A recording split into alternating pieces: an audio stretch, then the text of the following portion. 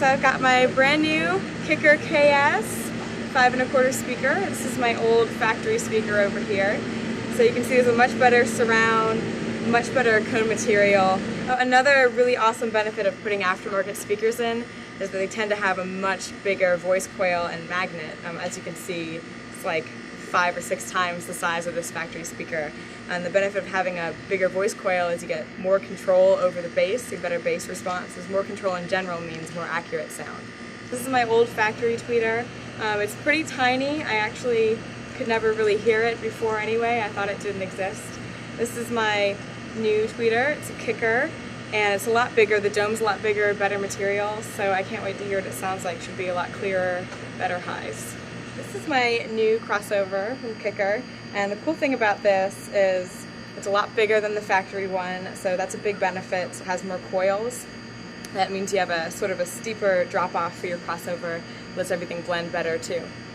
It's got this tweeter attenuation switch, so that means I can sort of control with a quick flip of the switch the volume of the tweeters, and so that'll help me sort of balance out the woofers and get the right blend of tones that I want. So the install was challenging but pretty fun. The scariest part was taking the door panels off for the first time, hearing that initial pop and thinking, did I break my car?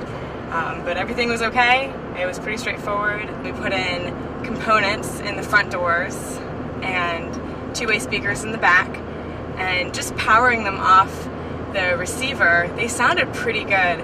They added more detail to my music. It was a lot more fun to listen because I heard more. But then after we got the amp in there, that's when things really kicked up a notch. The music sounded almost fuller.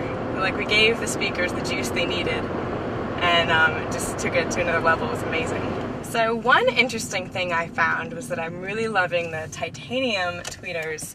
A lot of people say that silk is the best and titanium or metal tweeters are too harsh, they're too bright. And you know, everyone has their opinion, and I thought I'd be more of a silk tweeter lover myself, but the titanium ones are great because when the bass gets kind of heavy and there's a lot of other stuff going on in the music as far as lows, you can really hear the highs. You can hear all those details. They're not standing out to me. They're not harsh, but they're there, and I really appreciate that because I was hearing brand new things in my music that I'd never heard before, and I'd be like, oh, listen to that, or check that out. I'd be turning up the radio just to hear something again. It was very cool. I have not decided where I want to mount the amp just yet, and I haven't really cleaned up the installation as far as tucking the wires away because I'm not sure where I'm going to position it. But a good tip I got from our tech department was to use strips of sticky Velcro on the back of your amp. That way you can position it wherever you like in your trunk and just see if that's a good spot. And once you know you like it, then you can mount it permanently. So that's the story of my audio intervention from Kicker. And I had a lot of support from tech here at Crutchfield, and it's the same support that you'd get if you bought Kicker from us. So give us a call, we'll help you get started on your install.